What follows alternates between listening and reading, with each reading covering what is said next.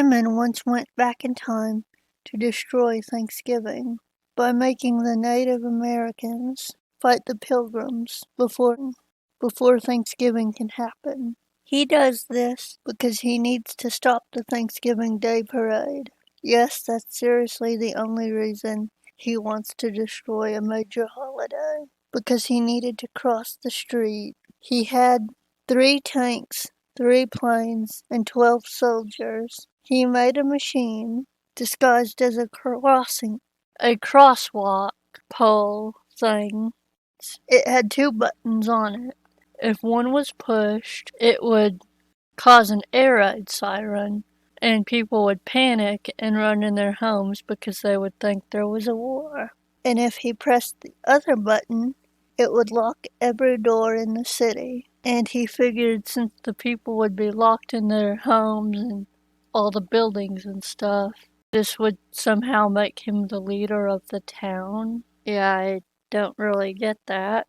But he had to press the buttons at a certain time, otherwise the tanks, planes, and soldiers would come out, and everyone would stay there. Everyone would see there was only a few of them, and it wouldn't be an actual threat, and Simon would be the laughing stock of the entire city. He probably could have just contacted his men and told them to postpone the attack, or plan, or whatever.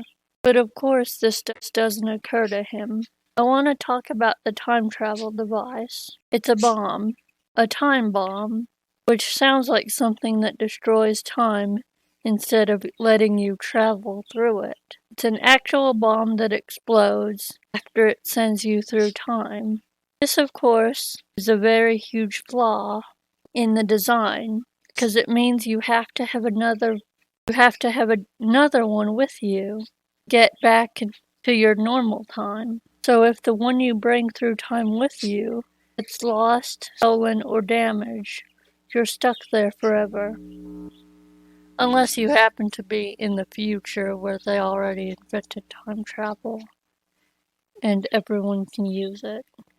Also, Simon didn't have one with him when he went to the past. Neither did Underdog or Sweet Polly. But then they had one when they were going home. Each of them did. I don't know if this is a huge animation error, or did the writers just not think it through, not have enough time to add a scene where they bring some with them. Either way, it's kinda weird. I also thought it was pretty funny the Pilgrims had Underdog doing their chores for them, a bunch of other stuff. Simon's most evil, almost successful scheme was to steal all the water on Earth by using an invention he called the Big Dipper to suck up all the water like a vacuum. Then it stores all the water from different locations into glass jars. So everyone had to do what he wanted in order to get a drink of water. Unfortunately for him, he's the one who caused his plan to fail. For some reason, he decided to throw the bottles at Underdog, who easily caught them. So now Simon didn't have any leverage, and the people had no reason to obey him. Then Underdog used the machine to put all the water back where it was supposed to go. But there's one thing I never brought up, and that's what happened to all the fish. Without the fish, the ecosystem will completely change. Animals could go extinct. So does this mean all the fish are dead now? Like, shouldn't that be a big issue? Is nobody gonna care about that? No? Okay. So Simon went from his most evil plan to basically recycling his first one, except instead of using a camera to turn everyone into photos, he used some kind of machine he called a vault to turn people into Valentines. And of course, he wants to capture Sweet Polly to lure Underdog there. I love the look on Underdog's face in this photo. I like to think he's annoyed because he has to rescue Sweet Polly for the 1000th time. Sorry if you guys hear a loud noise. I don't know why, but my computer does that sometimes. Which it shouldn't be because it's pretty new and I don't really use it that often. Except to record stuff. Also, you're probably hearing my birds.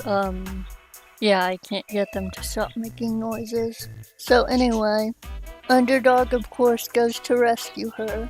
She mentions the vault and promptly faints. But the thing is, if she hadn't have mentioned it, he wouldn't have even gone near it.